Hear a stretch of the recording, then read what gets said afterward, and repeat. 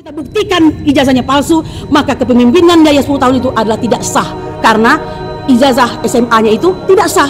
Ya, dengan begitu bisa masuk kuliah. Ya, dengan begitu bagaimana dia bisa masuk kuliah. Nah, itu tadi ya, kita ini saling bantu-membantu dalam kebaikan, dalam pembuktian ini. Kami bagian SD, SMP, SMA tahu-tahu muncul ya pahlawan-pahlawan baru, yaitu Rismon Hasiholan Sianipar. Hormat untuk Anda dan tetaplah istiqomah, berani untuk menegakkan. Datang tanggal 15. Jangan omong-omong juga loh Bang, ya, sama-sama kita. Kami akan dengan sangat senang hati menerima Anda, bersama-sama kita datangi UGM dengan penuh perasaan good faith, cinta kepada tanah air Indonesia ini. Betul? Sudah pasti kalau ini benar ya, yang diakui Joko Widodo sebagai ijazah ya pasti ini palsu nih. Ya UGM terus terang aja lah. Ngapain dibuka-buka lagi? Joko Widodo sekarang sudah orang biasa. Ngaku aja lah Pak Joko Widodo bahwa ini mungkin saja ya Anda benar kuliah di kehutanan. Bisa jadi kan? Kita tidak bisa menutup kemungkinan ya. Tetapi mungkin ijazah Anda kebanjiran atau hilang atau apa. Tapi bukan ini ijazah aslinya kan. Bukan ini pasti. Bismillahirrahmanirrahim. Assalamualaikum warahmatullahi wabarakatuh. Merdeka, merdeka, tetap merdeka. Bapak Ibu sekalian, ya, tim pembela ulama dan aktivis yang pada hari ini kita harus pede ya. Kita membuat podcast di laman Bareskrim yang kita cintai. Bareskrim harus mereformasi diri menjadi Bareskrim yang melayani, melindungi, dan mengayomi masyarakat. Jadi nggak boleh lagi kalau ada masyarakat datang melapor itu bawaannya curiga, itu nggak boleh. Ya, layani dengan baik, manis dan senyum. Insya Allah everything is gonna be okay, kan begitu ya.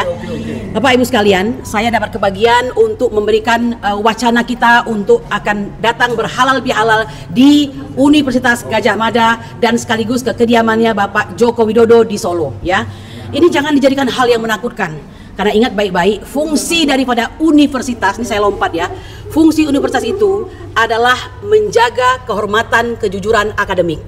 Ya, mengapa harus dijaga? Jadi universitas itu berat tugasnya ya, menjaga kejujuran akademik, mengembangkan kejujuran akademik, sekaligus menghukum bagi yang melanggar kejujuran akademik. Hal ini sudah dibuktikan dan dicontohkan oleh Universitas Negeri Jakarta dalam perkara almarhum Nurul Komar, yang tidak lain adalah pelawak dan juga pernah menjadi legislator ya. Jadi artinya seandainya ini dijalankan biasa saja, ada yang melanggar lalu dihukum, semua itu akan berjalan dengan biasa saja. Semua, nah itu ya. Jadi apa yang dilakukan oleh UNJ? Mereka menyatakan bahwa SKL atau surat keterangan lulus daripada Nurul Komar itu adalah palsu ya, karena mereka tidak pernah mengeluarkan sertifikat S2 dan S3-nya. Nah, dengan demikian Nurul Komar, Bang, batal menjadi rektor ya Universitas ya Muhadi Setiabudi Brebes ya. Bahkan beliau dipenjara, dijemput langsung dari Cirebon di rumah kediamannya. Apakah jika ini Joko Widodo akan bisa terjadi seperti ini? Mestinya harusnya terjadi equal. Ya, karena kita semua adalah sama di dalam hukum dan pemerintahan dan wajib menjunjung tinggi hukum dan pemerintahan, tidak ada kecualinya. Namun itu tentu saja tidak terjadi. Bahkan kita melihat pihak UGM yang merupakan universitas tertua itu ya, hari ini rusak marwahnya di bawah kepemimpinan Rektor Opa Emilia. Saya berani mengatakan ini ya, karena apa? Universitas Gadjah Mada itu adalah universitas tertua pertama di Indonesia, didirikan setelah kemerdekaan Republik Indonesia tanggal 19 Desember 1949, yang harusnya tidak ragu-ragu ya, jika ada suatu katakanlah potensi kecurangan seperti ini, mereka lah yang nomor satu berkepentingan untuk melakukan penghukuman terhadap pelanggaran atas kejujuran akademik tersebut. Tapi yang kita lihat saling melindungi, dan semakin hari semakin buruk, karena makin dilindungi makin kelihatan, dan sudah diceritakan tadi oleh Bang Egy maupun oleh Bang Rizal Fadila ya. Bapak Ibu sekalian, saya ingin mengatakan apa dari ini semua? Banyak bukti yang sudah berkembang terus, makin ditutupi makin menjadi-jadi ya. Terbaru kalau kami ya Bang Egy dan TPUA ini menggugat itu bukan ijazah UGM-nya ya, jangan salah, karena ini menyangkut strategi. ya seorang pengacara itu tidak hanya berani tapi juga harus smart. Bang Egy sudah membuktikan. Kami nggak mau menggugat UGM-nya. Kenapa? Karena yang paling penting sekarang SD, SMP dan SMA-nya bagaimana. Dan klien kami bisa memastikan bahwa itu semua adalah palsu. Sudah lewat sidang. Kita bukan omon-omon, lewat sidang ya. Tetapi untuk membuktikan tidak bisa seperti yang Mbak Egy katakan tadi, dicomot ya kebebasannya, diambil kebebasannya dengan cara ditangkap. Ini menunjukkan bahwa sesungguhnya sudah ada kepanikan di sisi pihak Joko Widodo. Kalau Anda benar, mengapa sungkan? Kalau Anda benar, mengapa takut? Kan begitu ya. Nah, sering kali kita mendengar orang-orang mengatakan ini rombongan sakit hati, sudah lama kok diungkit-ungkit kembali, bahkan dia sudah menyelesaikan masa kepemimpinannya. Jangan coba-coba.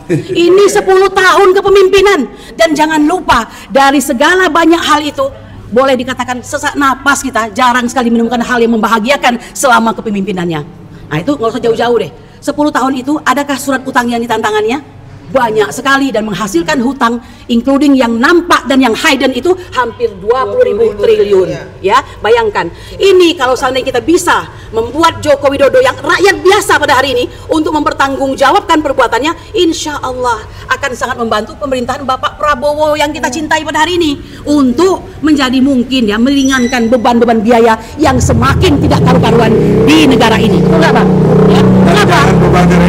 Jangan membebani rakyat dengan pajak. Gara-gara kasnya kosong, rakyat lagi yang disuruh membayar hutang Jokowi.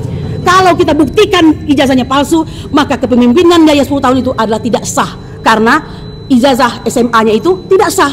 Ya, dengan begitu bisa masuk kuliah. Ya, dengan begitu bagaimana dia bisa masuk kuliah. Nah, itu tadi ya, kita ini saling bantu-membantu dalam kebaikan, dalam pembuktian ini. Kami bagian SD, SMP, SMA, tahu-tahu muncul ya pahlawan-pahlawan baru, yaitu Rismon Hasiholan Sianipar. Hormat untuk Anda dan tetaplah istiqomah, berani untuk menegakkan. Datang tanggal 15. Jangan omon-omon juga loh Bang ya, sama-sama kita. Kami akan dengan sangat senang hati menerima Anda, bersama-sama kita datangi UGM dengan penuh perasaan good faith, cinta kepada tanah air Indonesia ini. Betul?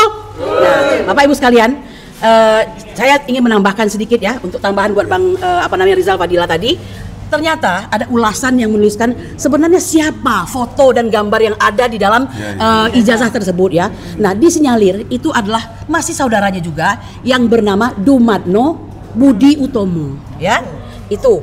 Nah, nanti penjelasannya bagaimana bisa kita sampaikan nanti di depan Ibu Ova Emilia ya kan. Makanya ini perlu diuji ke semuanya ini. Bukan kalau ada orang menggugat lalu orang itu dihukum lalu dimasukkan ke penjara, bukan. Itu bukan cara-cara yang Pancasilais. Itu cara-cara kekuasaan. Sedangkan bangsa Indonesia ini negara restart, bukan mastad. Mentang-mentang kau jadi presiden maka kau seenak hatimu. Dan yang parah lagi, semua institusi seakan-akan berkelindan dan berjalin ya Bang ya untuk saling melindungi. Ini tidak boleh terjadi ya. Dalam kesempatan ini kami mengatakan, mari bersama-sama keterlibatan seluruh bangsa Indonesia karena ini menyangkut nasib Anda. Kami semua ini ada good faith dalam diri kami. Mestinya Pak Polisi terima kasih dong. Wah, Bang Egy dan anak buahnya ini semuanya ibu-ibu luar biasa ini, nggak dimodalin ya, mohon maaf nggak dibayar. Tenang Pak, Allah saksi kami nggak dibayar ya. Kami ini berjalan sendiri, mak-mak ini bawa makanan sendiri ya. Cinta kepada negara ini, cinta kepada anak cucu kami, cinta kepada anak cucu Bapak Polisi ya. Jangan dikira kami ini penjahat, jangan. Kami ini benar-benar mencintai bangsa ini karena kami ingin negara ini ada setelah tahun 2030. Jadi apa yang diramalkan oleh Gosfried dari buku yang dibaca oleh Bapak Prabowo itu tidak akan terjadi ya. Indonesia akan ada 1000-2000 tahun yang akan datang dengan kibaran ya, betul ya, dengan ketuhanan yang Maha Esa di dada. Itu yang membedakan kita dengan negara-negara yang lainnya. Saya kira begitu Bang. Dampak hukum buat UGM ya, dampak hukum bagi UGM saya sudah nyampaikan di awal tadi ya. Tugas universitas itu menjaga kejujuran akademik ya, mengembangkan kejujuran akademik dan sekaligus menghukum orang yang melanggar akademik. Faktanya mereka hari ini saling berusaha untuk menutupi. Nah, oleh karena itu ya, kalau Abang sendiri sebagai pengacara, orang yang menutupi kejahatan itu masuk kategori kejahatan bukan? Nah, oleh karena itu ya, hati-hati Bova, saya kira hentikanlah ya hal-hal yang sekiranya akan membawa Anda ikut masuk dalam gorong-gorong kebodohan dan kebusukan itu untuk dihentikan. Masih ada waktu dan kami pun tidak untuk menghukum kok. Ini harus diuji. Karena itu bukalah dokumen sebanyak-banyaknya, sejujur-jujurnya. ya, karena apa? Negara ini berhak atas kejujuran. Kalau tidak, kita malu nanti bahwa UGM, universitas tertua yang orangnya hebat-hebat semua, menelurkan orang-orang hebat, diajarkan oleh orang yang hebat, ternyata tidak lebih menyimpan kebusukan untuk kepentingan seseorang menjadi presiden 2 periode, ya. Oleh karena itu, saya ingin mengatakan semangat kita nanti, insya Allah sampai jumpa di tanggal 15 April 2025 di Yogyakarta, ya. Dan selanjutnya perjalanan dilanjutkan 16 di Solo di kediaman Bapak Joko Widodo. Kami yakin melihat keramah tamahan Bapak Joko Widodo yang menerima sampai berbes-bes orang, pasti dia akan menerima TPU dengan ramah dan tangan terbuka. Kita nggak butuh ketupat, yang kita butuhkan tolong Pak tunjukkan saja ijazah aslinya. Demikian, subhanarabbika rabbil izzati amma yasifun, wassalamu alaikum walhamdulillahi rabbil alamin. Merdeka!